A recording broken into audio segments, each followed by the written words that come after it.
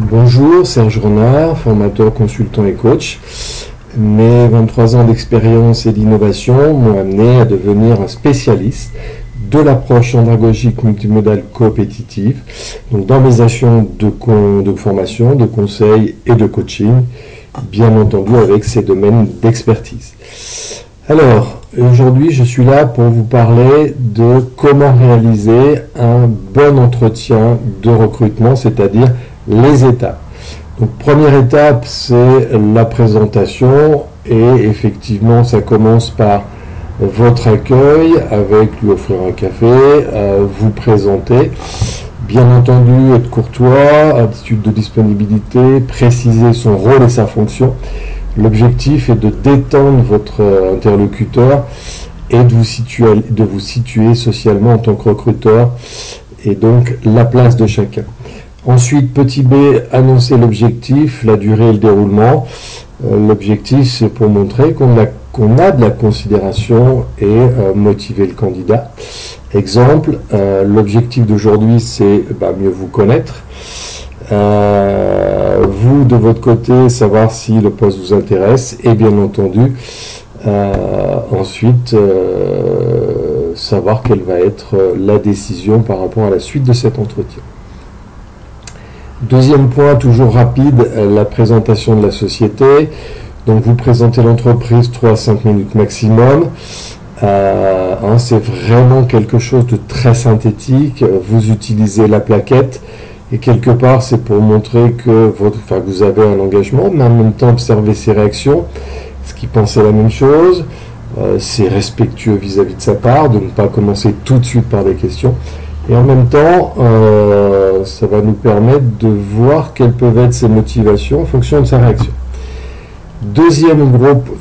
Troisième gros point, c'est la recherche d'informations sur le candidat qui va effectivement durer les 75% de l'entretien. Alors, l'objectif, ça va être effectivement de lui demander de se présenter et d'expliquer les raisons de sa candidature. Donc, bien entendu, vous posez une question ouverte très générale au départ. Et ensuite, en fonction du style que vous allez utiliser, directif, semi-directif, non directif, posez des questions précises que vous avez pu préparer pour rechercher des informations voulues ou rebondir, bien entendu, sur la demande de précision, mettre le candidat en situation professionnelle. Alors, exemple de questions. Que pouvez-vous nous dire sur votre expérience professionnelle et en même temps, qu'est-ce qui vous a poussé à répondre et venir ici pour la candidature? Voilà une question très ouverte. Ensuite, c'est là où je peux utiliser 3 styles. Non directif, ça sera un entretien qui va se dérouler uniquement. Je laisse le candidat s'exprimer, je pose des questions au fur et à mesure pour demander des précisions, le mettre en situation professionnelle, le relancer sur des points importants. Mais c'est vraiment un échange, un dialogue. Semi-directif, je vais poser à ce moment-là une question différente qui va comprendre plusieurs thèmes. Exemple, quelle est votre formation? Sur ces réponses, je vais rebondir, poser d'autres questions et donc demander des précisions. Ensuite, quelle est votre expérience professionnelle? Et sur chaque point, effectivement, je vais demander des précisions, le mettre en situation professionnelle. Et du coup, on voit bien que c'est semi-directif parce que mes questions sont différentes et j'aborde le thème de sa formation, de ses expériences. Dans ses expériences, la première, la deuxième, la troisième. Voilà, il y a une chronologie. Ensuite, directif. Directif, je vais poser que des questions. Alors, exemple, directif. Quelle est votre formation? Tac. Ensuite, dans cette formation, qu'avez-vous fait? Dans cette expérience, quel est votre point le plus important? Vous voyez, là, en fait, c'est moi qui dirige l'entretien de façon très directive avec des questions que j'ai préparées, le candidat répond à mes questions et on continue, on enchaîne. Bien entendu, on peut très bien, dans un style non directif, intégrer du semi-directif, dans un style non directif, intégrer du directif, dans un semi-directif, alterner avec un moment de non directif, etc. Ça va être à vous de choisir en fonction du poste, du candidat et de vos besoins, bien sûr. Quatrième point, donc l'informer sur le poste, donc vous allez présenter le poste, alors de façon approfondie, mais c'est là où c'est important, vous le présentez toujours après avoir interrogé le candidat pour éviter qu'il adapte ses réponses si vous présentez le poste avant.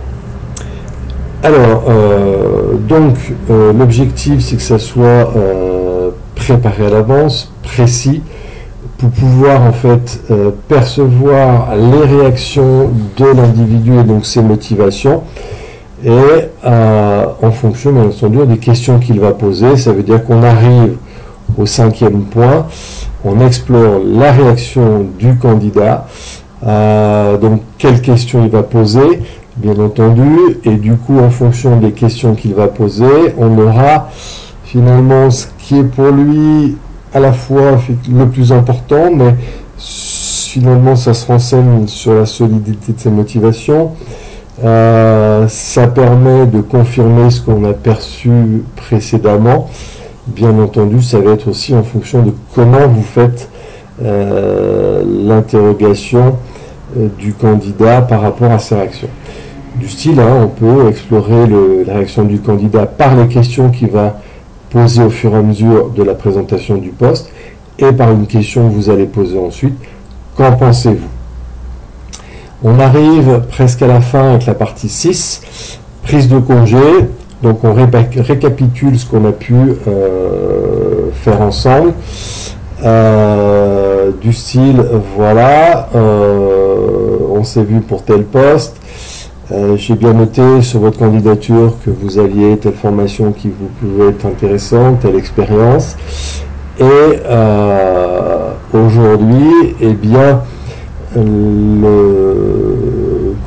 la suite va se faire par exemple à telle date. Je vous rappelle avant par téléphone pour vous préciser si vous êtes retenu ou pas pour la suite de votre candidature.